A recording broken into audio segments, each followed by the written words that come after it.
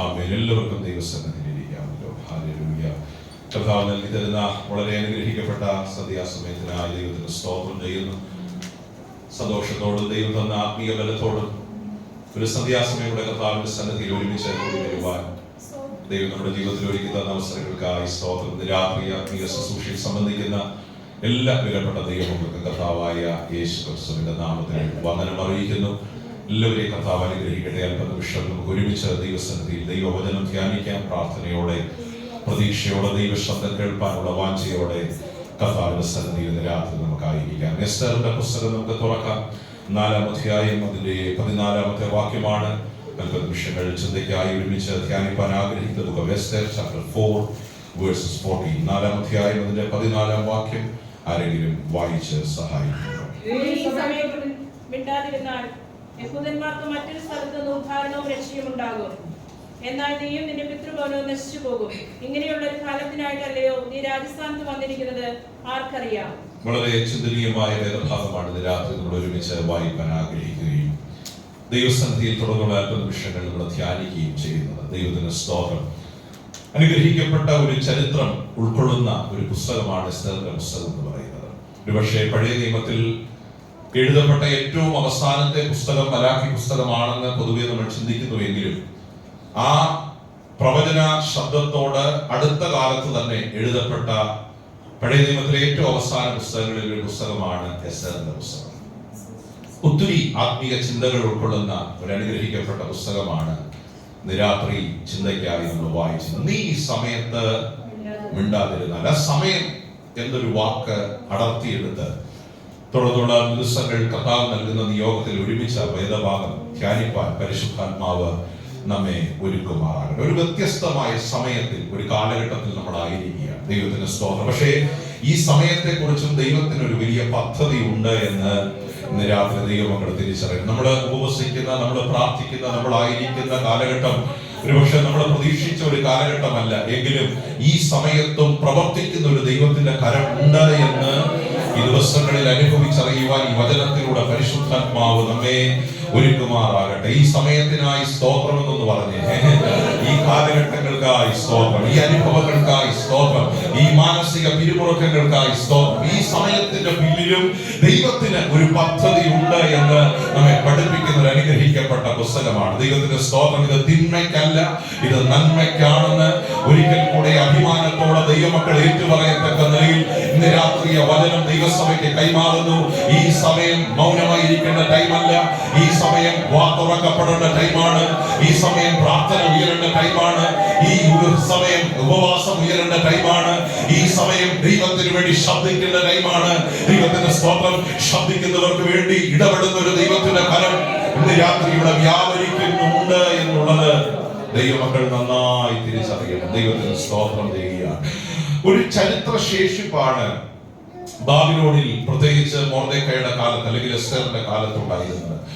ഈ ശേഷിപ്പ് ഈ ബാബിലോണിൽ വരാനുള്ള കാരണം നമുക്കറിയാം. ദൈവത്തിന്റെ സ്തോത്രം. ദൈവം തന്റെ ജനത്തെ കാലങ്ങൾക്ക് മുൻപ് പ്രവാസത്തിൽ അയക്കുവാനിടയായി. പാലും തേനും ഒഴുകുന്ന ദേശത്ത് വാഗ്ദത്ത കനാനിൽ നിന്റെ സന്തതികളെ ഞാൻ കൊണ്ടുവരുമെന്ന് അബ്രഹാമിനോട് ദൈവം പറഞ്ഞ ആലോചന ദൈവം നിവർത്തിക്കുക മാത്രമല്ല, ആ തലമുറകളെ പിന്നീട് ദൈവം പ്രവാസത്തിലേക്ക് അയച്ചു എന്ന് ദൈവത്തിന്റെ വചനത്തിൽ നമ്മൾ വായിക്കുകയാണ്. എന്താണ് പ്രവാസം എന്ന് ചോദിച്ചാൽ, ജനത്തെ ഒരുക്കുവാൻ ദൈവം ഒരുക്കുന്ന കാലങ്ങളെയാണ് ബൈബിൾ പ്രവാസം എന്ന് പറയുന്നത്. ശ്രദ്ധിച്ചു കേൾക്കണം. ജനത്തെ ആത്മീയമായി ഒരുക്കുന്ന കാലങ്ങളെയാണ് പ്രവാസം എന്ന് പറയുന്നത്. ആ കാലങ്ങളുടെ പിന്നിൽ ദൈവത്തിന് ഒരു പദ്ധതിയുണ്ട്. അതുകൊണ്ടാണ് ഈ സമയം എന്നൊരു പദം ആവർത്തിച്ച് ഞാൻ തുടക്കത്തിൽ ഓർപ്പിക്കുവാനിടയായി തീർന്നത്. ഒരു ദൈവ ജനത്തെ ദൈവം ആത്മീയമായി പണിതെടുക്കുന്ന കാലഘട്ടങ്ങളുണ്ട്. ദൈവത്തിന്റെ സ്തോത്രം. ശ്രദ്ധിച്ചു കേൾക്കണമേ.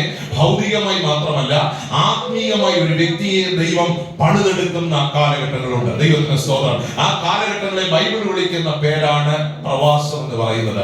ഈ പ്രവാസം എന്താണെന്ന് ചോദിച്ചാൽ, സിമ്പിൾ ആയിട്ടുള്ള ബിബ്ലിക്കൽ ഡെഫിനിഷൻ ഇതാണ്: നമ്മൾ ഇഷ്ടപ്പെടാത്ത വഴികളിൽ നമ്മെ നയിക്കുന്ന കാലമാണ് പ്രവാസം എന്ന് പറയുന്നത്.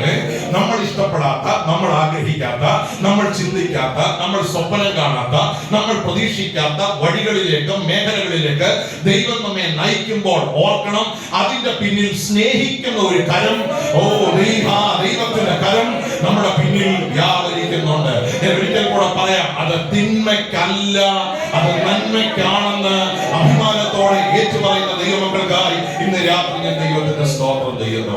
കാൽക്കുലേഷനുകൾ തെറ്റുന്ന കാലമാണ് പ്രവാസം എന്ന് പറയുന്നത്. പ്രതീക്ഷിക്കാത്ത വഴികളിൽ ദൈവം നമ്മെ നിർബന്ധിച്ച് നടത്തുന്ന കാലഘട്ടമാണ് പ്രവാസം എന്ന് പറയുന്നത്. നമ്മുടെ സ്വപ്നങ്ങൾ തകരുന്ന കാലഘട്ടങ്ങളാണ് പ്രവാസം എന്ന് പറയുന്നത്. നമ്മൾ ചിന്തിക്കുന്ന സകല കാൽക്കുലേറ്റഡ് വഴികളും നമ്മുടെ മുന്നിൽ അടയപ്പെടുന്ന മേഖലകളാണ് പ്രവാസം എന്ന് പറയുന്നത്. പക്ഷെ ഈ കാലങ്ങളാണ് ദൈവം തന്റെ ജനത്തെ ആത്മീയമായി പണിയാൻ ഒരുക്കുന്നതെന്ന് എപ്പോഴും ദൈവജനം തിരിച്ചറിയും. ദൈവത്തിന് സ്തോത്രം ചെയ്യുക. ഞാൻ ഇങ്ങനെ ചിന്തിക്കുക, ഈ പ്രവാസത്തെ കുറിച്ച് കഴിഞ്ഞ ദിവസം ധ്യാനിച്ചപ്പോൾ നമ്മുടെ കാൽക്കുലേഷനുകൾ തെറ്റുന്നിടത്താണ് ദൈവത്തിന്റെ കാൽക്കുലേഷനുകൾ ശരിയായി വരുന്നത്. നമ്മെ കുറിച്ചുള്ള ദൈവത്തിന്റെ കാൽക്കുലേഷനുകൾ ശരിയാകണമെങ്കിൽ ദൈവത്തിന് സ്തോത്രം. ഇവർ രണ്ടുപേര് തമ്മിൽ വഴക്കുണ്ടായാൽ ഒരാൾ ശാന്തമായാലേ ആ വഴക്ക് എന്ത് ചെയ്യത്തുള്ളൂ. രണ്ടുപേരും ആക്റ്റീവായി നിന്ന് ഒരിക്കലും അത് എന്ത് ചെയ്യത്തില്ല, സോൾവ് ആകത്തില്ല. അപ്പൊ ദൈവത്തിനൊരു കാൽക്കുലേഷൻ ഉണ്ട്, നമുക്കൊരു കാൽക്കുലേഷൻ ഉണ്ട്. ഇത് രണ്ടും തമ്മിലുള്ള യുദ്ധമാണ് ആത്മീയ ജീവിതം. ശ്രദ്ധിച്ച് കേൾക്കണേ. ദൈവത്തിന് ഒരു കാൽക്കുലേഷൻ ഉണ്ട്, നമുക്കൊരു കാൽക്കുലേഷൻ ഉണ്ട്. പലപ്പോഴും നമ്മൾ ആഗ്രഹിക്കുന്നത് നമ്മൾ കാൽക്കുലേറ്റ് ചെയ്ത വഴികളിൽ പോകാൻ വേണ്ടിയാണ്. പക്ഷേ ഒരു വഴി തെറ്റിയാലേ ദൈവത്തിന്റെ വഴിയിൽ നമ്മൾ വരത്തുള്ളൂ. സ്തോത്രം. നമ്മുടെ പ്രതീക്ഷകൾ അസ്തമിക്കുന്നിടത്താണ് ദൈവിക പ്രതീക്ഷകൾ. ദൈവത്തിന്റെ സ്തോത്രം. ദൈവത്തിന്റെ വഴികൾ തികവുള്ള വഴികളാണ്, ആകാശത്തെക്കാൾ ഉയർന്നിരിക്കുന്ന വഴികളാണ്. ഇന്ന് രാത്രി ഉപവസിക്കുന്ന പ്രാർത്ഥിക്കുന്ന ദൈവജനത്തോട്, പ്രാർത്ഥനയോടെ ദൈവസന്നിധിയിൽ കടന്നു വന്നിരിക്കുന്ന ദൈവമക്കളോട് ഞാൻ വിളിച്ചു പറയട്ടെ, നമ്മുടെ കാൽക്കുലേഷനുകൾ തെറ്റുന്നിടത്താണ് ദൈവത്തിന്റെ നമ്മെ കുറിച്ചുള്ള കാൽക്കുലേഷനുകൾ ശരിയായി വരുന്നതെന്ന് മനസ്സിലാക്കുന്ന ദൈവമക്കൾക്കായി ഞാൻ ദൈവത്തിന് സ്തോത്രം ചെയ്യുകയാണ്. ഹല്ലേലൂയ. പ്രവാസം എന്താണെന്ന് ചോദിച്ചാൽ പ്രതീക്ഷകൾ തെറ്റുന്ന ഒരു കാലമാണ്, കാൽക്കുലേഷനുകൾ തെറ്റുന്ന ഒരു കാലമാണ്. പക്ഷേ ശ്രദ്ധിക്കണം, ഈ പ്രവാസത്തെ കുറിച്ചുള്ള ദൈവത്തിന്റെ പദ്ധതി, ദൈവം ഒരു മനുഷ്യനെ ആത്മീയമായി പണിതെടുക്കുന്ന കാലഘട്ടമാണ്. ദൈവത്തിന്റെ സ്തോത്രം. പ്രവാസം എന്ന് പറയുന്നത് അറിയാതെ നമ്മൾ കരഞ്ഞു പോകുന്ന, നമ്മുടെ മനസ്സ് തേങ്ങിപ്പോകുന്ന, നമ്മുടെ ഹൃദയം തുടിക്കുന്ന, ദൈവത്തിന്റെ സ്തോത്രം തേങ്ങിപ്പോകുന്ന അനുഭവങ്ങൾ നമ്മുടെ ജീവിതത്തിലെ ദൈവത്തിന്റെ സ്തോത്രം വാക്കുകൾ കൊണ്ട് പ്രതികരിക്കാൻ കഴിയാത്ത ചില നിസ്സഹായ അവസ്ഥകൾ നമ്മുടെ ജീവിതത്തിൽ വരുന്ന കാലങ്ങളെ ബൈബിൾ വിളിക്കുന്ന പേരാണ് പ്രവാസം. സ്തോത്രം, സ്തോത്രം. ഈ മനുഷ്യന്റെ നിസ്സഹായാവസ്ഥ എന്ന് പറയുന്നത് അതൊരു വല്ലാത്ത വേദനയാണ്. ദൈവത്തിന്റെ സ്തോത്രം. ഒരു പക്ഷേ ജീവിതത്തിന്റെ ചില ഘട്ടങ്ങളിലെങ്കിലും നമ്മൾ ആ വഴികളിലൂടെ കടന്നു പോയിട്ടുണ്ട്. എന്താ നിസ്സഹായാവസ്ഥ? പ്രതികരിക്കാൻ കഴിയാത്ത, ദൈവത്തിന്റെ സ്തോത്രം, അണപ്പല്ല് പറിച്ചു കളയുന്ന, പ്രതികരിക്കാൻ കഴിയാത്ത, വിഷം തീറ്റാൻ കഴിയാത്ത, കടിക്കാൻ കഴിയാത്ത ഒരു മേഖലയിൽ എന്റെ കൂടെ നിങ്ങളുണ്ട് എന്നാണ് ഞാൻ വിശ്വസിക്കുന്നത്. ദൈവത്തിന്റെ സ്തോത്രം. പ്രതികരിക്കാൻ കഴിയാത്ത നിസ്സഹായ അവസ്ഥയിൽ ദൈവം നമ്മെ കൊണ്ടുവരുന്ന മേഖലകളെ ബൈബിൾ വിളിക്കുന്ന പേരാണ് പ്രവാസം എന്ന് പറയുന്നത്. അപ്പോൾ പാലും തേനും ഒഴുകുന്ന ദേശത്ത് പാർത്ത ജനത്തെ പ്രവാസത്തിലേക്ക് ദൈവം വിടാനുള്ള ഏക കാരണം അവരോട് വിരോധമുണ്ടായിട്ടല്ല, അവരെ ആത്മീയമായി പണിതെടുക്കണമെങ്കിൽ ദൈവത്തിന് ഒരു ഓപ്ഷൻ മറ്റതില്ലായിരുന്നു. സ്തോത്രം. അതിന് ദൈവം ഒരുക്കിയ ഒരു മേഖലയാണ് പ്രവാസം എന്ന് പറയുന്നത്. ദൈവത്തിന്റെ സ്തോത്രം. ആ വാക്കിന്റെ സിമ്പിളായ അർത്ഥം നിങ്ങൾക്ക് മനസ്സിലായി എന്ന് ഞാൻ വിശ്വസിക്കുക. ഇതിന് ദൈവം ഉപയോഗിച്ച ഒരു വ്യക്തി നെബൂഖദ്നേസർ എന്നൊരു വ്യക്തിയാണ്. ഈ ബൈബിളിൽ പല വില്ലന്മാരുണ്ട്. ദൈവത്തിന്റെ സ്തോത്രമേ. ബൈബിളിലെ ചരിത്രം നന്നായി പഠിച്ചു പോകുന്ന വ്യക്തികൾക്കറിയാം, ഈ ഗോലിയാത്തിനെ സത്യം പറഞ്ഞ സൺഡേ സ്കൂളിലൊക്കെ നമ്മൾ ഒരു വില്ലനായിട്ടാണ് എന്ത് ചെയ്യുന്നത്, പഠിപ്പിക്കുന്നത് അല്ലേ? സൺഡേ സ്കൂൾ പഠിച്ചവരുണ്ടോ? ദൈവത്തിന്റെ സ്തോത്രം. ഒരു വില്ലനായിട്ട് ഈ ഹാമാനെയും ഒരു വില്ലനായിട്ടാണ് നമ്മൾ പലപ്പോഴും എന്ത് ചെയ്യുന്നത്, പഠിപ്പിക്കുന്നത്. പക്ഷേ അവരെയൊക്കെ ഓർത്ത് ഇടയ്ക്കൊരു സ്തോത്രം ഞാൻ ചെയ്യാറുണ്ട്. കാരണം അവരൊക്കെയാണ് ദൈവജനത്തെ പണിതെടുക്കാൻ ദൈവം ഉപയോഗിച്ച എന്റെ കൂടെ നിങ്ങളുണ്ട്. ഒരു ഗോലിയാത്ത് ഇല്ലായിരുന്നെങ്കിൽ ദാവീദിന്റെ മേലുള്ള ഒരു അഭിഷേകം ഒരിക്കലും പുറത്തു വരുമായിരുന്നില്ല. ഹല്ലേലൂയ. ഇന്ന് രാത്രി എത്ര പേർക്ക് ഞാൻ പറഞ്ഞു, ഒരു ഹാമാൻ ഇല്ലായിരുന്നെങ്കിൽ ഒരു പ്രാർത്ഥന എസ്തേറിന്റെ മുറിയിൽ നിന്ന് ഒരിക്കലും ഉയരുമായിരുന്നില്ല. നീ ഈ സമയത്ത് മിണ്ടാതിരുന്ന ദൈവത്തിന്റെ സ്തോത്രം, മിണ്ടാൻ ദൈവം കാരണമാക്കി തീർത്തത് ഒരു ഹാമാനെ ആയിരുന്നു. അവരെയൊക്കെ ഓർത്ത് നമ്മൾ ദൈവത്തെ ഒന്ന് എന്ത് ചെയ്യണം? നമ്മളെ ദ്രോഹിക്കുന്നവരുണ്ട്, നമ്മളെ വിഷമിപ്പിക്കുന്നവരുണ്ട്, നമ്മളെ വേദനിപ്പിക്കുന്നവരുണ്ട്, നമ്മളെ കുത്തുന്നവരുണ്ട്. പക്ഷെ ഒരു കാര്യം ഓർത്തോണം, അവരൊക്കെയാണ് നമ്മളെ ഷേപ്പ് ചെയ്യുന്നത്. സ്തോത്രം. ഓഫീസിൽ നിന്ന് ഒരു ദിവസമെങ്കിലും കരഞ്ഞോണ്ട് ഇറങ്ങണമെങ്കിൽ കുത്താൻ ഒരാളകത്ത്. സ്തോത്രം. ഞാൻ ചോദിക്കട്ടെ, അഭിനന്ദിച്ചവരാണോ നമ്മളെ പണിതിട്ടുള്ളത്, കരയിപ്പിച്ചവരാണോ? ഓ, എന്റെ കൂടെ നിങ്ങളില്ല. ദൈവത്തിന് സ്തോത്രം. നല്ല കമന്റ് പറഞ്ഞവരാണോ വേദനിപ്പിച്ചവരാണോ നമ്മളെ പല പാഠങ്ങളും പഠിപ്പിച്ചത്? തോളെ തട്ടി നല്ല 2 വാക്ക് പറഞ്ഞവരാണോ മൂർച്ചയുള്ള വാക്കുകൾ ഉപയോഗിച്ച് നമ്മെ കുത്തിയവരാണോ നമ്മളെ പണിതത്? ശ്രദ്ധിച്ചു കേൾക്കണം. ദൈവം അതിന് ഒരുക്കുന്ന മുഖാന്തരങ്ങളുണ്ട്. അത് വീട്ടിലുണ്ട്, അത് ഓഫീസിലുണ്ട്. ദൈവത്തിന് സ്തോത്രം. അത് ഹോളിനകത്തുണ്ട്. എല്ലായിടത്തും ദൈവം അങ്ങനെ ചില വ്യക്തികളെ എന്ത് ചെയ്തിട്ടുണ്ട്? പക്ഷെ എപ്പോഴും ശ്രദ്ധിച്ചോണം, അവര് നമ്മളെ കരയിപ്പിക്കും, അവര് നമ്മുടെ ഹൃദയത്തെ വേദനിപ്പിക്കും, അവര് നമ്മളെ ശരിക്കും ചിന്തിപ്പിക്കും, നമ്മുടെ മനസ്സിനെ വല്ലാതെ അസ്വസ്ഥപ്പെടുത്തും. പക്ഷെ അവര് നമ്മളെ പഠിപ്പിച്ച പാഠങ്ങൾ വളരെ പഠിപ്പിച്ച പാഠങ്ങൾ വളരെ വലുതാണ്. ദൈവത്തിന് സ്തോത്രം ചെയ്യുക. ശ്രദ്ധിച്ച് കേൾക്കണം.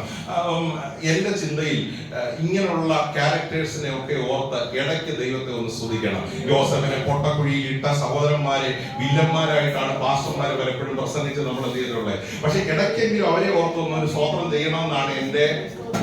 അപ്പൊ നമ്മുടെ ജീവിതത്തിലെ വില്ലന്മാരെ ഒക്കെ ഇന്ന് രാത്രി ഒന്ന് ഓർത്ത്. ഉപവാസ രാത്രി ദിവസമാണ്. നമ്മളെ വേദനിപ്പിച്ചവര്, നമ്മളെ കരയിപ്പിച്ചവര്, നമ്മളെ വല്ലാതെ മുഷിപ്പിച്ചവര്, നമ്മുടെ മനസ്സിനെ തകർത്തവര്, തേങ്ങിയവര്, അവരെയൊക്കെ ഓർത്തൊരു സ്തോത്രം ചെയ്ത് എല്ലാവരും ഇല്ലെന്ന് എനിക്ക് തോന്നുന്നു. പക്ഷെ ചിലരെങ്കിലും ഉണ്ട്. അവരെയൊക്കെ ഓർത്ത് സ്തോത്രം ചെയ്ത് ഒരു ദൈവം ഇതിനെ പണിത് നിൽക്കുന്നതിൽ, ദൈവത്തിന്റെ സ്തോത്രം നമ്മുടെ ഹൃദയത്തെ തേങ്ങിപ്പിക്കുന്നതിൽ ഒക്കെ അവരിലൂടെ ചില ദൈവത്തിന്റെ പദ്ധതികൾ നമ്മളിൽ നിറവേറുവാൻ ദൈവം ഒരുക്കുന്ന വഴികളാണ്, മുഖാന്തരങ്ങളാണ് എന്ന് തിരിച്ചറിയുന്ന ദൈവമക്കൾക്കായി ദൈവത്തിന് സ്തോത്രം ചെയ്യുക.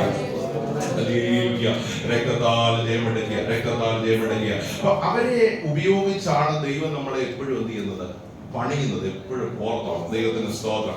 അതിന് ദൈവം ചില വ്യക്തികളെ അല്ലെങ്കിൽ ചില സാഹചര്യങ്ങളെ നമ്മുടെ ജീവിതത്തിൽ ഒരുക്കി തരുവാനിടയായി തീരും. അപ്പം ഇങ്ങനൊരു സാഹചര്യം ഉടലെടുത്ത ഒരു കാലഘട്ടം, പ്രവാസത്തിൽ നിന്ന് ദൈവജനത്തെ ദൈവത്തിന്റെ സ്തോത്രം മടക്കി വരുത്താൻ ദൈവം പദ്ധതി ഇടുകയാണ്. അപ്പം നെബൂഖദ്നേസർ എന്ന് പറയുന്ന ഒരു നെഗറ്റീവ് ക്യാരക്ടറാണ്. കാരണം പ്രവാസത്തിലേക്ക് ജനത്തെ കൊണ്ടുപോയ ഒരു വ്യക്തിയാണ് നെബൂഖദ്നേസർ രാജാവ്. നെബൂഖദ്നേസർ രാജാവ്. ദാനിയേൽ അങ്ങനെ പോയ ഒരാളാ, യെഹെസ്കേൽ അങ്ങനെ പോയ ഒരാളാ, യെരമ്യാവ് അങ്ങനെ പോയ ഒരാളാ. ഇങ്ങനെ വലിയ മഹാരഥന്മാർ, ദൈവത്തിന്റെ വചനമൊക്കെ ശക്തമായി എഴുതിയ ദൈവദാസന്മാർ ഉൾപ്പെടെയുള്ള ഒരു സമൂഹമാണ് ആ പ്രവാസത്തിലേക്ക്. ശദ്രക്ക്, മേശക്ക്, അബേദ്നെഗോ എന്നൊക്കെ ബൈബിൾ നമ്മൾ വായിക്കുന്ന ഈ സഹോദരന്മാർ, സഹോദരിമാർ, ഒരു വലിയ സംഘം പ്രവാസത്തിലേക്ക്, ബാബിലോണിലേക്ക് പ്രവാസികളായി കടന്നുപോയ ഒരു കാലഘട്ടം ദൈവജനത്തിന്റെ ചരിത്രത്തിൽ ഉണ്ടായിരുന്നു. ദൈവത്തിന്റെ സ്തോത്രം. ബാബിലോൺ ശരിക്കും അവർക്കൊരു വേദനയായിരുന്നില്ല ഒരർത്ഥത്തിൽ. കാരണം പാലും തേനും ഒഴുകുന്ന വാഗ്ദത്ത കനാനേക്കാൾ, കനാൻ എന്ന ദേശത്തെക്കാൾ വളരെ ഫെർട്ടൈൽ ആയിട്ടുള്ള, ലോകത്തിലെ ഏറ്റവും ഫലഭൂയിഷ്ഠമായ, ഏറ്റവും ഭൗതികമായി ഉന്നതിയിൽ നിൽക്കുന്ന ഒരു രാജ്യത്തേക്കാണ് ദൈവരെ കൊണ്ടുപോയത്. അന്നത്തെ ലോകത്തിലെ ഏറ്റവും വലിയ പട്ടണം, ഇന്ന് ന്യൂയോർക്ക് പട്ടണം ലോകത്തിന്റെ തലസ്ഥാനം എന്ന് പൊതുവെ പറയപ്പെടുന്നത് പോലെ ലോകത്തിലെ അന്നത്തെ ഏറ്റവും വലിയ പട്ടണമാണ് ബാബിലോൺ എന്ന് പറയുന്നത്. ഈ ബാബിലോണിലേക്കാണ് അവർ കടന്നുപോയത്. നല്ല ഫുഡും നല്ല ജീവിത സൗകര്യങ്ങളും താമസങ്ങളും ഒക്കെ ഉണ്ടാകാൻ സാധ്യതയുണ്ടായിരുന്ന ആ പട്ടണത്തിലേക്ക് ചെല്ലുമ്പോൾ അവിടെ ദൈവഭക്തന്മാർ എടുത്ത തീരുമാനമുണ്ട്. രാജാവിന്റെ ഭോജനം കൊണ്ടും രാജമന്ദിരത്തിലെ വീഞ്ഞു കൊണ്ടും ഞാൻ എന്നെ തന്നെ, ദൈവത്തിന്റെ സ്തോത്രം, അശുദ്ധി വരുത്താൻ സാധ്യതയുള്ള ഒത്തിരി കാര്യങ്ങൾ എവിടെ ഉണ്ടായിരുന്നു? ബാബിലോണിൽ ഉണ്ടായിരുന്നു. ജനത്തെ ആകർഷിക്കുന്ന, അട്രാക്ട് ചെയ്യുന്ന ഒത്തിരി കാര്യങ്ങൾ എവിടെ ഉണ്ടായിരുന്നു? ബാബിലോണിലുണ്ടായിരുന്നു. പാപം ചെയ്യാൻ സാധ്യതയുള്ള ഒത്തിരി മേഖലകൾ എവിടെ ഉണ്ടായിരുന്നു? ബാബിലോണിലുള്ള സുഖ സൗകര്യങ്ങളുടെ, ആർഭാടങ്ങൾ, ലക്ഷറിയുടെ ഏറ്റവും ഉന്നതമായ ഒരു പട്ടണത്തിലേക്കാണ് ദൈവം അവരെ അയച്ചത്. ദൈവത്തിന് സ്തോത്രം ചെയ്യുക, ദൈവത്തിന് സ്തോത്രം ചെയ്യുക. Hallelujah, hallelujah. അന്നത്തെ കാലഘട്ടത്തെ ഏറ്റവും വിലയേറിയ വിസയാണ്, ഇന്നത്തെ ഭാഷയിൽ പറഞ്ഞാൽ ബാബിലോണി വിസ. അമേരിക്കൻ വിസ അടിക്കുന്ന പോലെ, UK വിസ അടിക്കുന്ന പോലെ, ഇന്നത്തെ കാലഘട്ടത്തിൽ അടിക്കുന്ന പോലെ അന്നത്തെ ഒരു കാലഘട്ടത്തിൽ ഏറ്റവും വലിയ വിസയായിരുന്നു എന്ത്? ദൈവത്തിന് സ്തോത്രം. ഈ പ്രവാസികളായിട്ട് ബാബിലോണിലേക്ക് പോകുമ്പോൾ എന്റെ അഭിപ്രായത്തിൽ ഈ യോഗമൊക്കെ ഉണ്ടായിരുന്നു. ഇവർ എഴുന്നേറ്റ് സാക്ഷ്യം പറഞ്ഞു, എന്നാലും ദൈവം ഞങ്ങളുടെ സ്ഥിതിയൊക്കെ മാറ്റി, ഞങ്ങളുടെ ഫ്യൂച്ചർ മാറ്റി. എങ്ങോട്ട് പോവാ?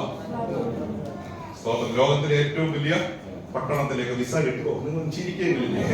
സ്തോത്രമേ. അപ്പം ഞങ്ങളുടെ ഫ്യൂച്ചറൊക്കെ നന്നായി. എല്ലാവരും കൂടെ ഉണ്ടോ? ദോഹ വന്നതിൽ ഒരു കുഴപ്പമില്ല. സ്തോത്രം പറഞ്ഞ് നമ്മളെ കൊണ്ടുവന്നതിന്റെ പിന്നിലും ദൈവത്തിനൊരു നമ്മൾ ബെറ്റർ ഫ്യൂച്ചർ ആഗ്രഹിക്കുന്നവരല്ല, മറിച്ച് ദൈവ നിയോഗങ്ങൾ ആഗ്രഹിക്കുന്നവരാണ്. പിന്നിലെല്ലാം ദൈവത്തിനൊരു പദ്ധതിയുണ്ട്. സോമാലിയെ ജീവിച്ച ജീവിച്ചാലും, അമേരിക്കയിൽ ജീവിച്ചാലും, അല്ല ഖത്തറിൽ ജീവിച്ചാലും, ഏറ്റവും വലിയ മനുഷ്യന്റെ ഭാഗ്യം നിത്യരക്ഷയാണ്.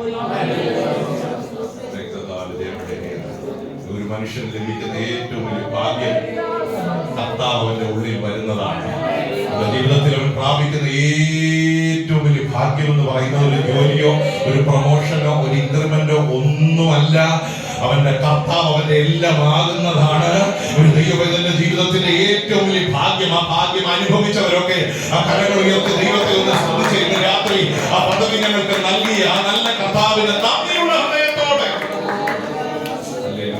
ഒരു ജോലിയാണ് നമ്മുടെ പ്രതീക്ഷയെങ്കിൽ അത് പോകുമ്പോൾ നമ്മുടെ പ്രതീക്ഷകളെല്ലാം അസ്തമിക്കും. ഒരു ഭാവിയാണ് നമ്മൾ പ്രതീക്ഷിക്കുന്നതെങ്കിൽ എവിടെയെങ്കിലും ഒരു പരാജയം സംഭവിച്ചാൽ നമ്മൾക്ക് വേദന ഉണ്ടാകും. തലമുറകളാണ് നമ്മുടെ ചിന്തയെങ്കിൽ അവർ നമ്മളെ നാളെ വേദനിപ്പിച്ചാൽ നമ്മുടെ ഹൃദയം തകർന്നു പോകും. പക്ഷെ വേദനിപ്പിക്കാത്ത ഒരാളുണ്ട്, അത് നാം ആരാധിക്കുന്ന നമ്മുടെ കർത്താവാണ്.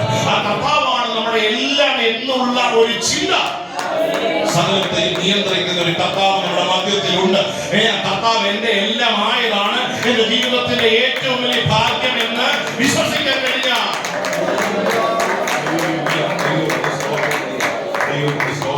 നിത്യരക്ഷ അവകാശമാക്കിക്കൊള്ളും. നിത്യരക്ഷ അവകാശമാക്കിക്കൊള്ളും. കഴിഞ്ഞ ദിവസം വായിച്ച ഒരു ന്യൂസ് ഒരുപക്ഷെ നിങ്ങളും വായിച്ചു കാണും.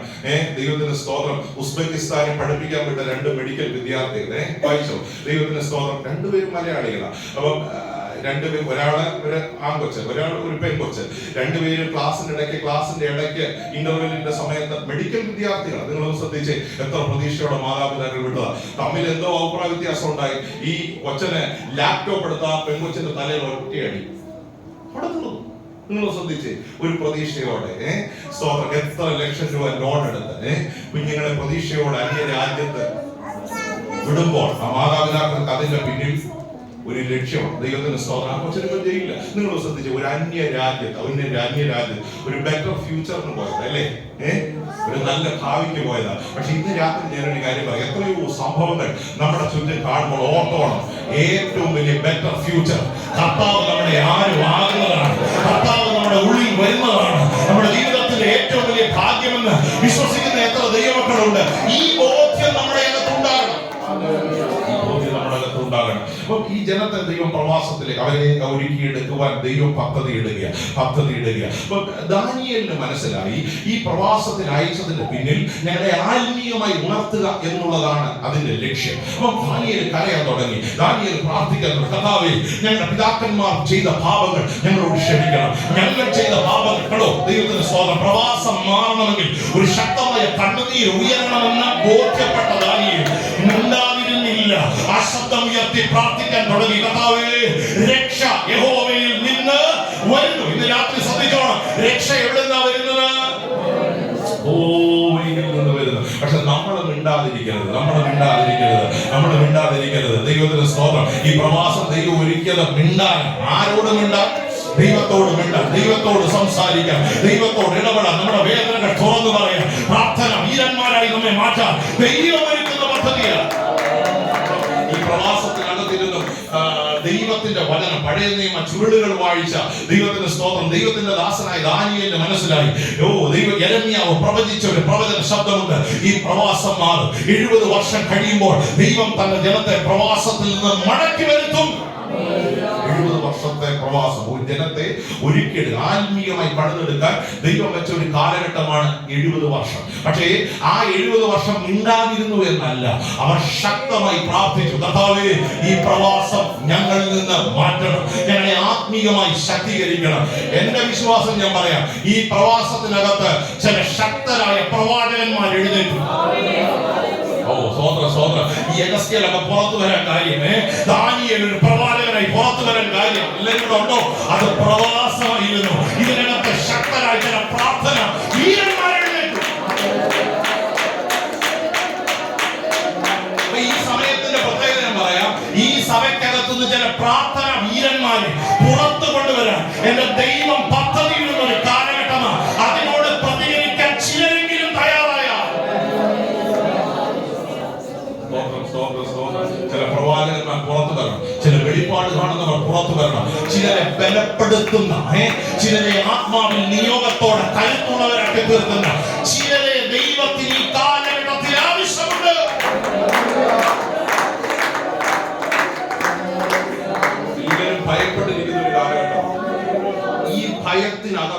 ധൈര്യം കൊടുക്കാം. ഈ ധൈര്യം നമ്മൾ പ്രാപിക്കുന്നത് കർത്താവിന്റെ സന്നിധിയിലാണ്. ഈ ധൈര്യം മറ്റുള്ളവർക്ക് പകർന്നു കൊടുക്കാൻ ഞങ്ങളുടെ വാടിനകത്ത് പ്രാർത്ഥിക്കുന്ന ഒരാളുണ്ട്. ദൈവത്തിന് സ്തോത്രം എന്ന് പറയാൻ തന്റെ ഇടമുള്ള ചിലരെ ദൈവം ഇതിനകത്ത് എപ്പോഴും ഓർത്തോണം. ഒരു പൊട്ടക്കുഴിയാണ് യോസഫിനെ കൃപാവര പ്രാപ്തനാക്കിയത്. പ്രവാസമാണ് ശക്തരായ പ്രവാചകന്മാരെ എഴുന്നേൽപ്പിച്ചത്. തീർന്നില്ല, ശക്തരായ പ്രാർത്ഥന വീരന്മാരെ. അതിന് നമ്മളെ ദൈവം ഉടച്ചാലേ നമ്മൾ ആ ലെവലിൽ എന്ത് ചെയ്യത്തുള്ളൂ.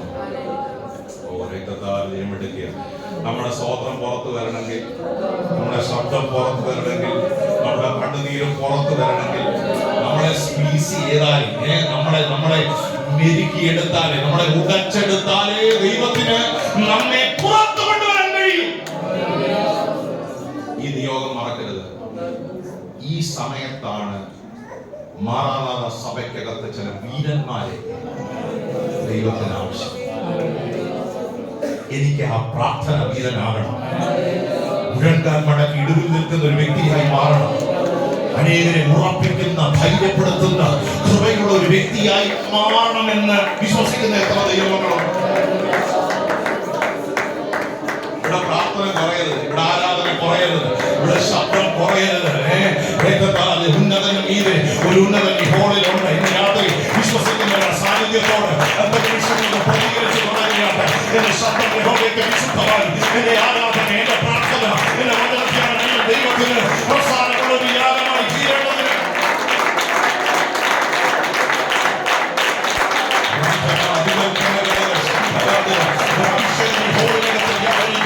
മൗനമായി പോയി ചിലതിനെ ദൈവത്തിന് പുറത്തു കൊണ്ടുവരട്ടെ.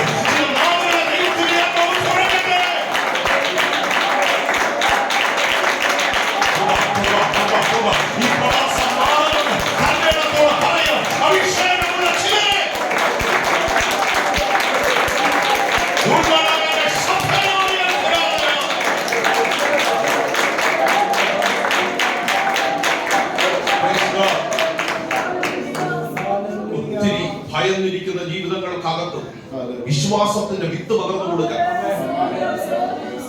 ചിലരെ ഇതിനകത്ത് ദൈവത്തിന് ആവശ്യമുണ്ട്. ഞാൻ ഈ വചനം ധ്യാനിച്ചപ്പോൾ ദൈവത്തോട് ആത്മാർത്ഥമായി പ്രാർത്ഥിച്ച സഭയ്ക്കകത്ത് ചിലരെ അവരുടെ ശബ്ദത്തെ പോലും ദൈവം മാറ്റി, അവരുടെ ധൈര്യത്തെ പോലും ദൈവം മാറ്റി, അവരുടെ വിശ്വാസ ജീവിതത്തെ ദൈവം ഉറപ്പിച്ച് ചിലരെ ബലപ്പെടുത്താൻ അധികാരത്തോടെ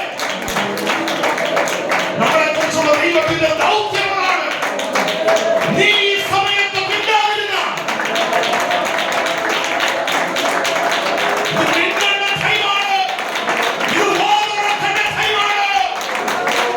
ശക്തമായി പ്രാർത്ഥിക്കുന്ന ദൈവം.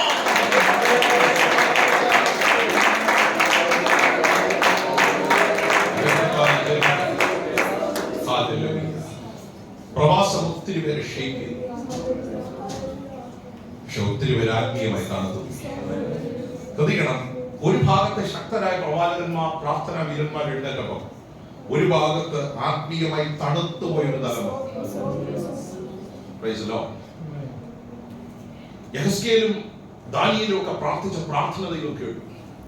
ദൈവം പ്രവാസത്തെ മാറ്റി അവരെ വാഗ്ദത്ത കനാനിലേക്ക് മടക്കി. നമുക്ക് ചരിത്ര വാർത്ത അറിയാം. 3 ദൈവദാസന്മാരെയാണ് ദൈവം അതിന് ഉപയോഗിച്ചത്. 1 എസ്രയാണ്, 2 നെഹമ്യാവാണ്, 3 സെരുബാബേലാണ്. 3 അഭിഷക്തന്മാരെ ഒരു മടങ്ങി വരവിന് വേണ്ടി ദൈവം ഉപയോഗിക്കുവാനിടയാണ്. ദൈവം പറഞ്ഞതുപോലെ 70 വർഷം കഴിഞ്ഞ ഈ പ്രവാസം മാറി. എസ്ര എന്നൊരു ദൈവമനുഷ്യനെ ദൈവം ഉപയോഗിച്ചത് വചനത്തിലേക്ക് ജനത്തെ മടക്കി വരുത്താൻ. വാക്ക് ശ്രദ്ധിച്ച് കേൾക്കണം. വചനത്തിലേക്ക് ജനത്തെ മടക്കി. അഹവാറ്റിന്റെ തീരത്ത് വന്ന് പുസ്തകത്തിന്റെ പഴയ നിയമത്തിന്റെ ചുരുളുകൾ തുറന്ന് ദൈവത്തിന്റെ വചനം വായിച്ച് കേൾപ്പിച്ചപ്പോൾ 3 മണിക്കൂറോളം വചനം വായിച്ച ജനം വാവിട്ട് കരഞ്ഞു. വചനം അവരുടെ അകത്ത് ക്രിയ ചെയ്യാൻ തുടങ്ങി. സ്തോത്രം, സ്തോത്രം. ഞാനിങ്ങനെ ചിന്തിക്കുക, എസ്രയെ പോലെ ഞാൻ നാളെ ഒരു 3 മണിക്കൂർ നമുക്ക് ബൈബിള് വായിക്കാം എന്ന് പറഞ്ഞാൽ എത്ര പേര് വരും? നമുക്ക് എത്ര നേരം പിടിച്ചിരിക്കാൻ പറ്റും നമ്മുടെ കപ്പാസിറ്റി? ഹലോ. പക്ഷെ 3 മണിക്കൂർ വചനം വായിച്ചു, പ്രസംഗിച്ചില്ല, വചനം വായിച്ചപ്പോ അവരോരോരുത്തരും കുത്തുകൊണ്ട് വചനത്തിന് മുൻപിൽ ദൈവത്തോട് നിലവിളിച്ചു. വചനം വായിച്ച് കേട്ടപ്പോ അവർക്ക് മനസ്സിലായി ഞങ്ങൾ ആത്മീയമായി ഒത്തിരി പുറകിലാണ്, ദൈവത്തിൽ നിന്ന് ഞങ്ങൾ ഒത്തിരി. ബാബിലോണിലായിരുന്നപ്പോ അവരുടെ ചിന്ത ദൈവത്തോട് ഏറ്റവും അടുത്തിരിക്കുന്നത് ഞങ്ങളാണ്. പക്ഷെ വചനം അകത്ത് കയറിയപ്പോൾ അവരെവിടെയൊക്കെയാണോ മാറിപ്പോയത് അതെല്ലാം അവരുടെ ഹൃദയത്തിൽ ദൈവത്തിന്റെ ആത്മാവ് വെളിപ്പെടുത്തി. വചനമാണ് നമ്മളെ കഴുകുന്നത്. ഞാൻ ഒരു കാര്യം ദൈവത്തോട് പറയാം, വചനവുമായി ബന്ധമില്ലാത്ത ഒരു വ്യക്തി ദൈവത്തിൽ ഒത്തിരി അകന്നിരിക്കും. വചനം വായിക്കണം കേട്ടോ. ദിവസങ്ങളിൽ സമയം അതിനുവേണ്ടി എന്ത് ചെയ്യണം? കണ്ടെത്തണം, രുചിയോടെ ഭക്ഷിക്കണം. വചനത്തിന്റെ ആഴങ്ങളിലേക്ക് ദിവസങ്ങൾ ഇറങ്ങാൻ കഴിയണം. വചനം ഇടപെടുമ്പോഴാണ് നമ്മൾ എവിടൊക്കെയാണ് തെറ്റ് വരുത്തിയതെന്ന്. ഈ എക്സാം ഒക്കെ എഴുതുന്നവര്, ഓൺലൈൻ എക്സാം എഴുതുന്നവർ മൾട്ടിപ്പിൾ ചോയ്സ് ക്വസ്റ്റ്യൻസ് ഒക്കെ ഉണ്ട്, ABC. നമ്മൾ ഇങ്ങനെ ടിക്ക് ചെയ്ത് എന്ത് ചെയ്യും പോകും. ഈ ആൻസർ കീ വരുമ്പോഴാണ് നമുക്ക് മനസ്സിലാകുന്നത് എവിടെയൊക്കെയാണ് ഉണ്ടോ. തെറ്റ് തിരുത്തുന്ന കീ ആണ് ദൈവത്തിന്റെ വചനം. തെറ്റ് തിരുത്തുന്ന കീ ആണ്. ഇങ്ങനെയുള്ള മൾട്ടിപ്പിൾ ചോയ്സ് എക്സാം എഴുതുമ്പോ, മൾട്ടിപ്പിൾ ചോയ്സ് ABC 2 ഓപ്ഷനേ ഉള്ളൂ. ഒന്നെങ്കിൽ അറിഞ്ഞുകൊണ്ട് ടിക്ക് ചെയ്യണം, ഇല്ലെങ്കിൽ കണ്ണും പൂട്ടി. അങ്ങനെ ചെയ്തിട്ടുണ്ട്, ഞാൻ ഒത്തിരി ചെയ്തിട്ടുണ്ട്. കാരണം അറിയത്തില്ല ആൻസർ ചെയ്ത്, അപ്പൊ ഒറ്റ മാർഗേ ഉള്ളൂ, ABCD. തലയ്ക്ക് കുത്തി ഒരെണ്ണം എന്ത് ചെയ്യാം, ഇല്ലെങ്കിൽ അറിഞ്ഞുകൊണ്ട് എന്ത് ചെയ്യണം. 2 ഓപ്ഷനേ ഉള്ളൂ അല്ലേ? ഒന്നെങ്കിൽ അറിഞ്ഞു കൂത്തണം, സഹായിക്കുന്നില്ല. ഒന്ന് അറിഞ്ഞു കൂത്തണം, ഇല്ലെങ്കിൽ അറിയാതെ. ഹലോ, സ്തോത്രം. ഒന്ന് ഈ വചനം അറിഞ്ഞെന്ത് ചെയ്യണം, ഇല്ലെങ്കിൽ അറിയാതെ ഒരു ബഹളവും ഒരു ആവേശവും. അതൊക്കെ വെള്ളിയാഴ്ച 9 മണിക്ക് ബോൾ വിട്ടു പോകുമ്പോൾ തീരും. പക്ഷെ വചനം അകത്ത് കയറിയാണ് പ്രവർത്തിക്കുന്നത്. അതകത്ത് ശോധന ചെയ്യും. സ്തോത്രം. തെറ്റുകൾക്ക് ശ്രദ്ധിക്കണം. ദൈവത്തിന് സ്തോത്രം ചെയ്യാം. കഴിഞ്ഞ ദിവസം ബൈബിൾ കോളേജിൽ എക്സാം ഇട്ടു. ഇപ്പം ഏറ്റവും രസം, ഈ മൾട്ടിപ്പിൾ ചോയ്സ് ക്വസ്റ്റ്യൻസ് ഇട്ടപ്പം ഒരാൾക്ക് 15, 11 കിട്ടി, ഒരാൾക്ക് 12 കിട്ടി. ദൈവത്തിന് സ്തോത്രം. അപ്പം ഈ 13 കിട്ടിയ ആളെ ഇങ്ങനെ വിളിച്ചോണ്ടിരിക്കുക, സ്വസ്ഥത എന്ത് ചെയ്യുന്നില്ല. അദ്ദേഹത്തിന് അറിയേണ്ടതുള്ളൂ ഈ 2 എണ്ണം എവിടാണ്. ഞാൻ പറഞ്ഞു ടോപ്പ് മാർക്കാണ്. 15, 13 കിട്ടിയ നിങ്ങളാണ് ഫസ്റ്റ്. പക്ഷെ അതല്ല വിഷയം, എവിടാണ്. കുറെ ഫോൺ വിളിച്ചപ്പോൾ ഞാൻ ഇങ്ങനെ ചിന്തിച്ചു, കർത്താവേ, ഈ ആത്മീയ കാര്യത്തിൽ നമ്മൾ ഇങ്ങനെയൊക്കെ ആയിരുന്നു, എവിടെയൊക്കെയാ തെറ്റിപ്പോയതെന്ന് അറിയാനുള്ള ഒരാഗ്രഹം ഉണ്ടായിരുന്നെങ്കിൽ. ഇത് അറിയാനല്ല, ഫസ്റ്റ് മേടിക്കാനാണ്. 15 വേണം. ലക്ഷ്യം ആത്മീയ ഫോൾട്ട് എവിടെ ആണ് വന്നതെന്ന് അറിയണമെങ്കിൽ ഒറ്റ മാർഗം വചനത്തിന് മുൻപിൽ. വചനമാണ് നമ്മളെ കഴുകുന്നത്. യഹോവ ആറ്റിന്റെ തീരത്ത് 3 മണിക്കൂർ ബൈബിൾ വായിച്ചപ്പോഴാണ് ഇന്നിടത്തൊക്കെ ഞങ്ങൾ തെറ്റിപ്പോയെന്ന് അവർക്ക് ബോധ്യപ്പെട്ടു. പ്രസംഗിച്ചില്ല, പക്ഷെ ആ വചന ധ്യാനത്തിങ്കൽ തീ കത്തി. അവരുടെ ഹൃദയത്തിനകത്ത് ആ വചനത്തിന്റെ ശക്തി. വചനം നമ്മുടെ ഒരു ആയുധമായി തീരണം കേട്ടോ. നമ്മുടെ ഭവനങ്ങൾക്കകത്ത്, നമ്മുടെ തലമുറകൾക്കകത്ത്, സഭകൾക്കകത്ത് വചനം എന്തായി തീരണം. ഈ പണ്ടൊക്കെ എനിക്ക് അറിയാം, ഈ അപ്പച്ചന്മാരും അമ്മച്ചമാരും ഒക്കെ, ദൈവത്തിന് സ്തോത്രം, ഈ ബൈബിള് പിടിക്കുന്ന കണ്ടിട്ടുണ്ടോ? ഇന്നതൊക്കെ അന്യമായിട്ട് ഞാനിവിടെ പ്രസംഗിക്കുന്നത് മലയാളികൾ ആരും ഇല്ലെന്ന് എനിക്ക് തോന്നുന്നു. പണ്ട് ഞങ്ങളുടെ നാട്ടില് കേരളത്തില് സഭയിലൊക്കെ ബൈബിളൊക്കെ ഇങ്ങനെ പിടിച്ചാണ് എന്ത് ചെയ്യുന്നത്? ഇതൊരു അഭിമാനമായിരുന്നു, ഇതൊരു ആവേശമായിരുന്നു, ഇതൊരു ഉത്സാഹം. അവരെ ഒരുക്കിയ, അവരെ ശക്തീകരിച്ച, അവരെ ആൾമാറിയവരാക്കിയ, പ്രാർത്ഥനയുടെ മറുപടികൾ അവരുടെ ജീവിതത്തിൽ വെളിപ്പെടുത്തിയ, ഏത് പ്രതിസന്ധിക്കകത്ത് എന്ത് ചെയ്യണമെന്ന്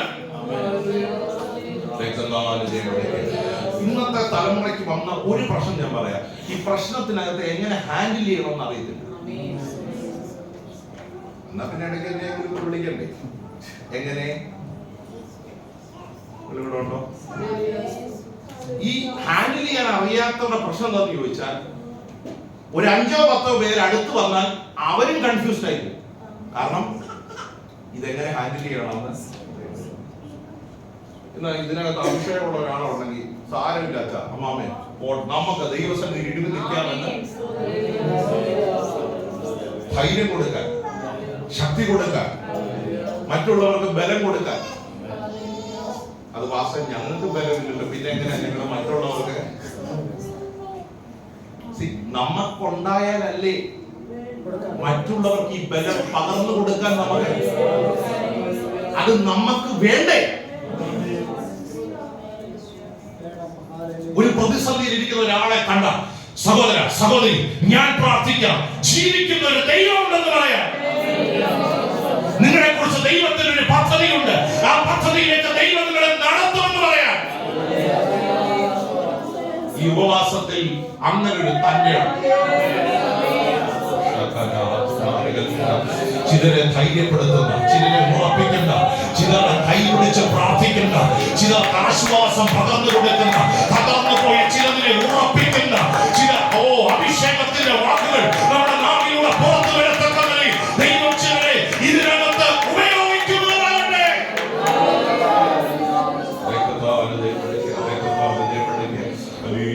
ദൈവത്തിന്റെ സ്തോത്രം. ചിലരെ ദൈവത്തിന് ആവശ്യമുണ്ട്, ചിലരെ ഇതിനകത്ത് ദൈവത്തിന് ആ പദ്ധതിക്കായിട്ട്.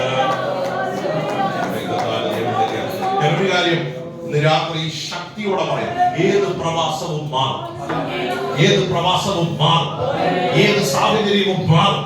പ്രാർത്ഥിച്ച ദാനിയേലിന്റെ മുൻപിൽ അത് മാറിയെങ്കിൽ ഇന്ന് രാത്രി പ്രാർത്ഥിക്കുന്ന ജനത്തിന്റെ മുൻപിൽ ഇന്ന് രാത്രി അത് മാറ്റാൻ അധികാരമുള്ള, കഴിവുള്ള ഒരു ദൈവത്തെയാണ് നമ്മൾ ആരാധിക്കുന്നത്.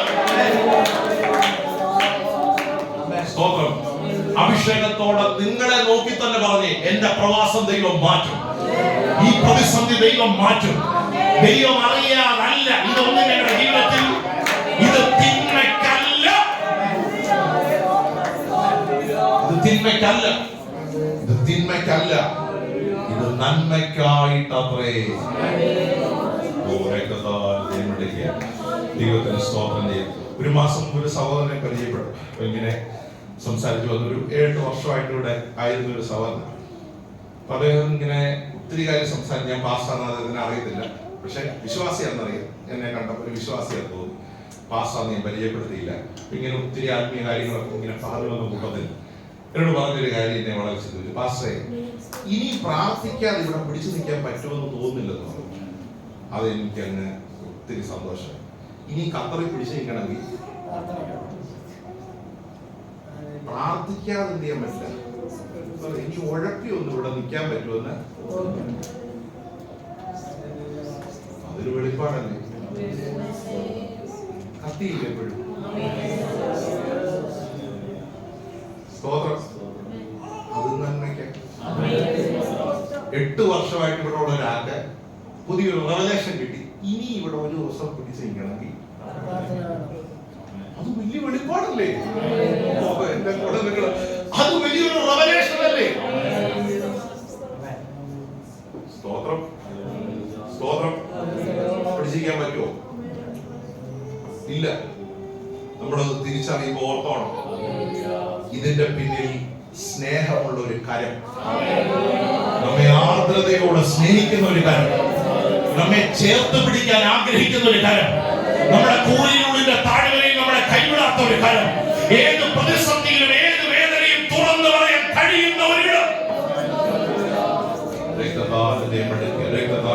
ആ കരമാണ് ഇവിടെ വ്യാപരിച്ചു കൊണ്ടിരിക്കുന്നത് എന്ന് വിശ്വസിക്കുന്ന എത്ര ദൈവം അവരെ ഓർത്ത് ഇന്ന് രാത്രി ഞാൻ ദൈവത്തിന്റെ സ്തോത്രം ചെയ്യുക. എസ്രയെ ദൈവം ഉപയോഗിച്ചു. ഉപയോഗിച്ചത് വചനത്തിലേക്ക് ജനത്തെ മടക്കി വരുത്താൻ വേണ്ടിയാണ്. ദൈവത്തിന് സ്തോത്രം. ഇനി നെഹമ്യാവിനെ ദൈവം ഉപയോഗിച്ചത് മതില് പണിയാൻ വേണ്ടിയാണ്. ദൈവത്തിന് സ്തോത്രം. മതില് പണിയാൻ ഇടിഞ്ഞു കിടക്കുന്ന ചണ്ടി കൂമ്പാരങ്ങളിൽ നിന്ന് ജീവനുള്ള കല്ലുകളെ പുറത്തു കൊണ്ടുവരുവാൻ ദൈവം നെഹമ്യാവിനെ ഉപയോഗിക്കുവാനിടയായി. സ്തോത്രം, സ്തോത്രം. ഈ എസ്രയെ പോലെ വചനം പഠിപ്പിക്കുന്ന ഒരാളായിരുന്നില്ല നെഹമ്യാവ്. ഒരു നല്ല സർക്കാർ ജോലിക്കാരനായി, എന്ന് വെച്ചാൽ രാജാവിന്റെ കൊട്ടാരത്തിനകത്ത് വീഞ്ഞ് ഒഴിച്ചു കൊടുക്കുന്ന റോയൽ സാലറി മേടിക്കുന്ന ഒരു വ്യക്തിയായിരുന്നു നെഹമ്യാവ്. ദൈവത്തിന് അപ്പൊ അങ്ങനെയുള്ളവരെയും ദൈവത്തിന് ഉപയോഗിക്കാൻ കഴിയും. ആ വ്യക്തിയെ ദൈവം ഉപയോഗിക്കാം. എന്തിനായിരുന്നു?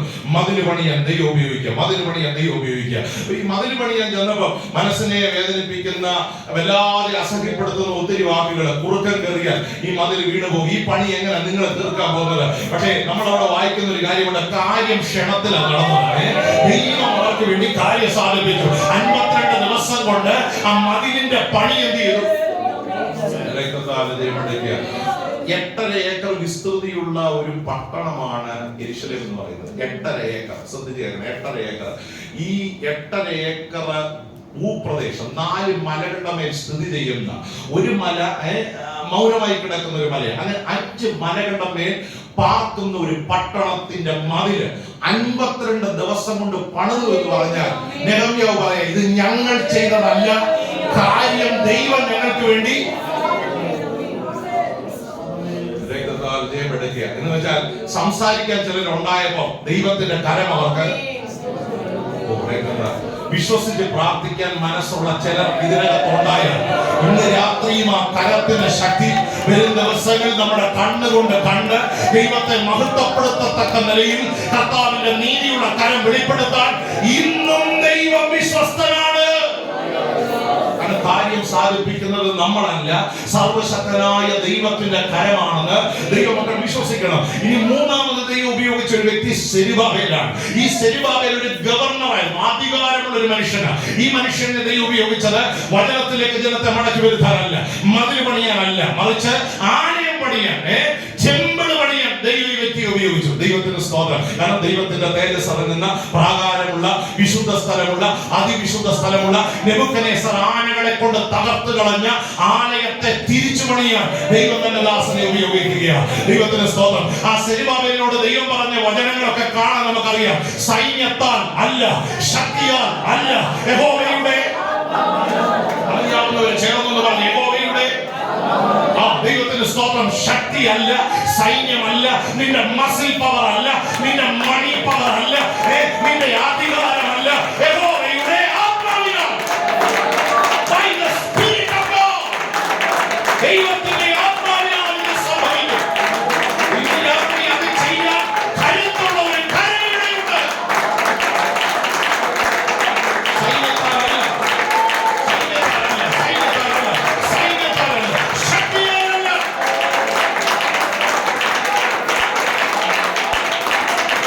ഈ രാത്രി നമ്മൾ മനസ്സിലാക്കുന്ന ദൈവത്തിന്റെ സ്തോത്രം ചെയ്യുക. അവിടെ പരിശുദ്ധാത്മ ഉപയോഗിക്കുന്നതിന്റെ വാക്കുകൾ നമുക്ക് കാണാൻ അറിയാം. സെരുബാബേലിന്റെ മുൻപിൽ നിൽക്കുന്ന മഹാപർവ്വതമേ, നീ സമഭൂമിയായി. ഓ സ്തോത്രം. നീ ആരായി തീരും? നീ ആരായി തീരും? ഈ സമയത്ത് മൗനമായിരിക്കാതെ ചിലർ വാതുറന്നാൽ ചില മഴകൾ സമഭൂമിയാക്കാൻ കഴിയുന്ന ഒരു ദൈവത്തിന്റെ കരമാണ് ഈ ഹോളിനകത്ത്. എന്റെ മനസ്സ് തോന്നുന്ന ആ ധൈര്യം ഇന്ന് രാത്രി ദൈവം എന്റെ മേൽ പകർന്ന അഭിഷേകത്തോടെ ഞാൻ നിങ്ങൾക്ക് കൈമാറുകയാണ്. ഈ അഭിഷേകം നിങ്ങളിൽ നിന്ന് അനേക വ്യക്തികളിലേക്ക് ഈ ഖത്തറിൽ വ്യാപരിക്കണം. അടുത്ത ദിവസങ്ങളിൽ നിങ്ങളുടെ നാവ് ഒരു അഭിഷേകത്തിന്റെ നാവായി മാറണം. സൈന്യത്താലല്ല, ശക്തിയാലല്ല, യഹോവയുടെ ആത്മാവിനാൽ തന്നെ. 18 വർഷം ആലയത്തിന്റെ പണി മുടക്കിയ, ശ്രദ്ധിക്കുകയാണ്, 18 വർഷം ആലയത്തിന്റെ പണി മുടക്കിയ മഹാപർവ്വതമായ വിഷയത്തെ നോക്കി ദൈവാത്മാവ് പ്രവചിച്ചു പറഞ്ഞു, നീ സമഭൂമിയായി. സ്തോത്രം, സ്തോത്രം, സ്തോത്രം. 18 വർഷമുള്ള വിഷയം ഇല്ലല്ലോ, നമുക്ക് 1-2 മാസമൊക്കെ ആയിട്ടുള്ളൂ. ഉണ്ടോ? ഇല്ല. 18 വർഷമായ വിഷയം ഇല്ല. പക്ഷെ ആ വിഷയം കൊണ്ട് ദൈവം പറഞ്ഞിരിക്കുകയാണ്, നീ ആരാ? നീ സമഭൂമിയായി തീരും. അവിടെ കൃപ കൃപ എന്ന് ആർത്തുകൊണ്ട്, ആലയത്തിനകത്ത് കൃപയുടെ ആർപ്പുകൾ ഉണ്ടാകും. ദൈവജനത്തിന്റെ നാവ് തുറക്കപ്പെടുന്ന മേഖലകളിൽ അവിടെ എന്തുണ്ടാകും? ഒരു സ്വപ്നം പോലും പറയാത്തവരെ കൊണ്ട് ദൈവത്തിനെ ജയിപ്പിക്കാൻ പറ്റില്ല. പക്ഷെ കൃപയുടെ അഭിഷേകം നാമിന്മേൽ വെളിപ്പെടുന്ന ചിലർ ആത്മാവിൽ ദൈവ സാന്നിധ്യത്തോട് പ്രതികരിക്കാൻ തയ്യാറായ, പ്രതിസന്ധിയില്ലെന്നല്ല, അതിനകത്ത് നീക്കുപോക്കുകൾ ദൈവം ഇന്ന് രാത്രിയിൽ വിശ്വസ്തനായ ദൈവമാണ്. 3 പേരെ ദൈവം ഉപയോഗിച്ച് പ്രവാസന്മാർ, 1 എസ്ര, 2 നെഹമ്യാവ്, 3 സെരുബ്ബാബേൽ, ഇവരെ 3 തലങ്ങളെ ദൈവം ഉപയോഗിച്ചത്. അവരെ കുറിച്ചുള്ള ദൈവത്തിന്റെ പദ്ധതികൾ അവരുടെ ജീവിതത്തിലൂടെ ദൈവം നിറവേറ്റിയെടുക്കുകയാണ്. ഒറ്റ ലക്ഷ്യം, പ്രവാസം മാറണം. പ്രവാസം മാറണം എന്ന് പറയുമ്പോൾ അതിന്റെ അർത്ഥം ആത്മീയമായി ജനം പണിയപ്പെടണം. കൃപ എന്ന് ആർക്കണമെങ്കിൽ അവരുടെ ആത്മീയ തലങ്ങൾക്ക്, അവരുടെ ശബ്ദത്തിന് ഒരു ദൈവം നമുക്ക് എല്ലാവർക്കും നല്ല സൗണ്ട് തന്നിട്ടുണ്ട് അല്ലേ? പുറത്ത് വരണം.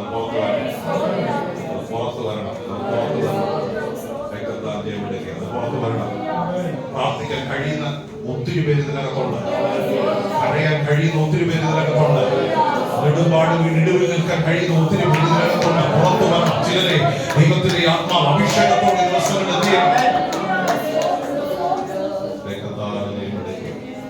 സ്തോത്രം ചെയ്യുക. ആത്മീയമായി പണിയപ്പെടാത്തിടത്ത് കൂടുതൽ കാലം ഇവിടെ പ്രവാസം ദൈവം ഒരിക്കലും എന്ത് ചെയ്തില്ല. ഈ പ്രവാസത്തിനകത്ത് കുറേ പേർ പെട്ടു. ദൈവത്തിന് സ്തോത്രം. ഈ യഹൂദന്മാർ പ്രവാസത്തിലേക്ക് പോയി. യഹൂദന്മാർ 3 ദൈവാസന്മാരുടെ നേതൃത്വത്തിൽ പല ഘട്ടങ്ങളായി വാഗ്ദത്ത കനാനിലേക്ക് മടങ്ങി വന്നെങ്കിലും ഒരു ചെറിയ ശതമാനം, ഒരു 10% ബാബിലോണിൽ തുടർന്നു. ആ സമൂഹമാണ് എസ്തേറിന്റെ പുസ്തകത്തിനകത്തുള്ള ആ സമൂഹം, ഒരു 10% പേര്. അപ്പൊ അവരെ ഈ വാഗ്ദത്ത കനാനിനേക്കാൾ ആകർഷിച്ചത് ബാബിലോണായിരുന്നു. കാരണം ആ ദേശത്തെ ബന്ധങ്ങൾ, സ്വന്തങ്ങൾ, ആകർഷണീയമായ ഒത്തിരി കാര്യങ്ങൾ അവരെ ബാബിലോണിൽ തന്നെ തുടരാൻ എന്ത് ചെയ്തു? പ്രേരിപ്പിച്ചു. എവിടെ പോകാനാ വന്നേ? സ്തോത്രം. എവിടെ പോകാൻ ഇറങ്ങി? വാഗ്ദത്ത. പക്ഷെ കുറഞ്ഞു കഴിഞ്ഞ ആ ഇൻട്രസ്റ്റ് അങ്ങ് പോയി. അവര് ബാബിലോണിൽ തന്നെ ഈ മോശയുടെ നേതൃത്വത്തിൽ 12 ഗോത്രങ്ങളെ ചേർത്ത് ഒരു വലിയ സമൂഹമായി ഇവരെ മിസ്രയിൽ നിന്ന് പുറപ്പെടുവിച്ചു. ഇവരോട് പറഞ്ഞൊരു വാഗ്ദത്തമാണ്, നിങ്ങൾ എവിടെ പോകുക? പാലും തേനും ഒഴുകുന്ന വാഗ്ദത്ത കനാനിലേക്ക് ദൈവം നിങ്ങൾ എന്ത് ചെയ്യും? കൊണ്ടുപോകും. ദൈവത്തിന്റെ സ്തോത്രം. പക്ഷെ 9.5 ഗോത്രം മാത്രമേ വാഗ്ദത്ത കനാനിൽ എത്തിയുള്ളൂ. 2.5 ഗോത്രം എത്തിയില്ല. വചനം അറിയാവുന്നവർക്കറിയാം ആരൊക്കെ 2.5 ഗോത്രങ്ങള്.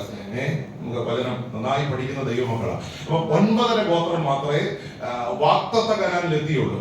മറ്റുള്ള 2.5 ഗോത്രങ്ങൾ സ്തോത്രം യോർദാൻ ഇപ്പുറം അവരുടെ ടെന്റ് അവരടിച്ചു. ദൈവത്തിന്റെ സ്തോത്രം. അവരിൽ ഒരു ഗോത്രം എന്ന് പറയുന്നത് ഗാദാണ്, ഒരു ഗോത്രം എന്ന് പറയുന്നത് രൂബേനാണ്, ഒരു പകുതി ഗോത്രം എന്ന് പറയുന്നത് മനശ്ശയുടെ പകുതി ഭാഗമാണ്. അപ്പം ഇങ്ങനെ 2.5 ഗോത്രം വാഗ്ദത്ത കനാനിൽ കയറാതെ സ്തോത്രം യോർദാൻ ഇക്കരെ അവരെന്ത് ചെയ്തു? ടെന്റ് അടിച്ചു. എവിടെ പോകാൻ ഇറങ്ങിയതാ? അപ്പം ഇവര് മോശയോട് പറഞ്ഞു, ഞങ്ങള് അങ്ങോട്ടൊന്നും വരുന്നില്ല, കാരണം ദൈവം ഞങ്ങളെ ഒത്തിരി വർദ്ധിപ്പിച്ചു, ഞങ്ങൾ ആടുമാടുകളായി. ഇനി ദൈവത്തെ ഓർത്ത് ഞങ്ങളെ അങ്ങോട്ട് ക്ഷണിക്കരുത്. എങ്ങോട്ട്? സത്യം പറഞ്ഞ ഇവർ എവിടെ പോകാൻ ഇറങ്ങിയതാ? നമ്മുടെ ഭാഷ പറഞ്ഞ നാട് വിട്ട്, വീട് വിട്ടു, നാമതേ കൂട്ടം വിട്ടു, കാഠിന്യമാ നാട്ടൊക്കെ മറന്നു. കൂടിയൊന്നായി വാഴ വേറെ ഞാനെങ്കിലും ഒന്ന് പ്രതീക്ഷ ഒന്നുമില്ല. കൂടിയൊന്നായി വാഴ പാസ് പാടുമെന്നൊരു നോക്കി. കൂടിയൊന്നായി വാഴാൻ വാഞ്ചിച്ചെത്ര നാളായി പണി കഴിച്ച ലക്ഷ്യം എന്തായിരുന്നു? പക്ഷെ ഇടയ്ക്ക് ദോഹ വന്ന് ജോലിയൊക്കെ കിട്ടിയപ്പോ ആ ലക്ഷ്യം കുറെയൊക്കെ നമ്മൾ എന്ത് ചെയ്തു? ലൈഫൊക്കെ ഇച്ചിരി സെറ്റിലാകാൻ തുടങ്ങിയപ്പോ ഇറങ്ങിയത് എന്തിനാണ്? കൂടി ഒന്നായി വാഴാൻ വാഞ്ചിച്ചെത്ര നാളായി. അടുത്ത വാക്ക് പറഞ്ഞു. അപ്പൊ കൊട്ടാരത്തെ കുറിച്ചുള്ള ചിന്തയൊന്നും ഇവ രാവിലെ പോകുന്നു, 6:30 വരുന്നു, പിന്നെ സ്പീഡിൽ യോഗത്തിൽ വരുന്നു, ഒരു മെസ്സേജ് ഒക്കെ കേൾക്കും, തിരിച്ച് വീട്ടിൽ എന്ത് ചെയ്യുന്നു? ഹലോ, ഒരു സ്വതന്ത്രം പറഞ്ഞ അടുത്തിരിക്കുന്ന ആൾ പോലും കേൾക്കത്തില്ല. എങ്ങോട്ട് പോലെ ഇറങ്ങിയത്? കൂടി ഒന്നായി വാഞ്ചിച്ചത്ര കാരുണ്യവാൻ. നമ്മളൊന്ന് കൈയടിച്ചാൽ അടുത്തുള്ള ആൾ പോലും അറിയുന്നില്ല.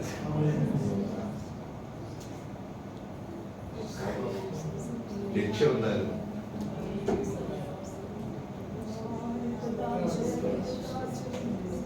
നമ്മൾ അന്ന് പാടിയൊരു പാട്ട്, ലക്ഷ്യം അതാണ്, എന്റെ ആശയം അതാണ്, എന്റെ ജീവനാഥനെ. ഇപ്പൊ ഹോളി ഒരു പാസ്റ്റർ 8:30 ആവുമ്പോൾ നിർത്തിയിരുന്നെങ്കിൽ ജീവനാഥനെ നമുക്ക് പിന്നീട് അടുത്ത നാളെയും കാണാമല്ലോ. പക്ഷെ 8:30 നിർത്തിയിരുന്നു. നമ്മൾ അറിയാതെ ആ ലക്ഷ്യത്തിൽ നിന്ന് ആ ജീവനാഥനെ ഒക്കെ കണ്ടാൽ ഇങ്ങനെ ഇരിക്കുവോ? ആ കസേരയിൽ ചാടി ഇടിക്കും. ആ കയ്യടി തന്നെ ഇവിടെ പോയാർക്കൊന്നും പിടിച്ചു നിർത്താൻ പറ്റില്ല. ഇവിടെ പ്രസംഗിക്കാൻ തന്നെ ടൈം. അതൊക്കെ കണ്ട് ആരാധിച്ച നമ്മുടെ കയ്യടി, ആ കയ്യടിക്ക് ഇടയ്ക്ക് വല്ല നമ്മൾ ചപ്പാത്തി അടിച്ചു പരത്തുന്ന പോലെ. ഹലോ, നമ്മൾ എന്തിനിറങ്ങി വരാം? നാട് വിട്ട്, വീട് വിട്ട്, നാമതയെ കൂട്ടം വിട്ട്, കാഠിന്യമാം ശോധനയിൽ യാതൊരു ചെയ്തവരാ. നമുക്കൊരു ലക്ഷ്യമുണ്ട്, നമുക്കൊരു ഉടമസ്ഥനുണ്ട്, നമ്മുടെ ആരാധനയ്ക്ക് ഒരു കാരണക്കാരനുണ്ട്, നമ്മുടെ സന്തോഷത്തിന്, നമ്മുടെ ആവേശത്തിന് കാരണം വരുത്തിയ ഒരാളുണ്ട്. ആ പാട്ടൊന്ന് പാടി ആരാധിക്കണം കേട്ടോ. ലാസ്റ്റിനെ കൂടിയൊന്നേ നമ്മുടെ ശബ്ദമൊക്കെ ഒന്ന് മാറണം, നമ്മുടെ ആവേശമൊക്കെ ഒന്ന് രക്തദാന ജയമെടുക്കുക, രക്തദാന ജയമെടുക്കുക, രക്തദാന ജയമെടുക്കുക, രക്തദാന ജയമെടുക്കുക, രക്തദാന ജയമെടുക്കുക. ചിലരുടെ ശബ്ദം ദൈവം പുറത്ത് കൊണ്ടുവരട്ടെ. ചിലരുടെ അഭിഷേകമുള്ള നാമം ദിവസങ്ങൾ നമ്മൾ ഇപ്പം മിണ്ടാതിരിക്കേണ്ടവരല്ല. നമുക്കൊരു ലക്ഷ്യമുണ്ട്, നമുക്കൊരു ആവേശമുണ്ട്, നമുക്കൊരു ഉത്സാഹമുണ്ട്. ഈ ഹോളിനകത്തിരുന്ന് കൈയടിക്കുന്നത് നമ്മുടെ ചുറ്റുമുള്ള വാർത്തകൾ കേട്ടല്ല. നമുക്കൊരു അരിമനാഥനുണ്ട്, ആരാധിക്കാൻ കൊള്ളാവുന്ന, സ്നേഹിക്കാൻ കൊള്ളാവുന്ന, ചേർത്ത് പിടിക്കാൻ കൊള്ളാവുന്ന ഒരു നല്ല കർത്താവ് നമുക്കുണ്ട്. എഴുന്നേൽക്കുക, പാട്ടിന്റെ ചില അടികളൊന്ന് പാടി ദൈവത്തെ ഒന്ന് ആരാധിക്കാൻ പോകുക. ഇന്ന് രാത്രി ഒരു അഭിഷേകത്തിന്റെ നിറവിലുള്ള ഒരു ആരാധന ഈ ഹോളിനകത്തെ ശക്തിയോടെ വ്യാപരിക്കുമാറാകട്ടെ. ഹല്ലേലൂയ. ദൈവം എന്റെ പ്രവാസം മാറ്റും, ദൈവം എന്റെ പ്രവാസം മാറ്റും. എന്റെ ആത്മീയ തലങ്ങളെ ദൈവം പടുതെടുക്കുമെന്ന് വിശ്വസിക്കുന്ന എത്ര ദൈവങ്ങൾ ഇന്ന് രാത്രി ഹോളിനകത്തുണ്ട്. നമ്മെ പടുതെടുക്കാൻ കഴിയുന്ന ഒരു കരമുണ്ട്. ഇത് തിന്മയ്ക്കല്ല, ഇത് നന്മയ്ക്കാണെന്ന് വിശ്വസിക്കുന്ന എത്ര ദൈവമക്കളുണ്ട്. ഈ പ്രതിസന്ധികൾ തിന്മയ്ക്കല്ല, ഇത് നന്മയ്ക്കാണ്. ഇത് നമ്മുടെ ആത്മീയമായി പണിയുന്ന കാലങ്ങളാണ്. ഇത് നമ്മുടെ പ്രാർത്ഥന വീരന്മാരായി പുറത്തു കൊണ്ടുവരുന്ന കാലമാണ്. ഇത് നമ്മുടെ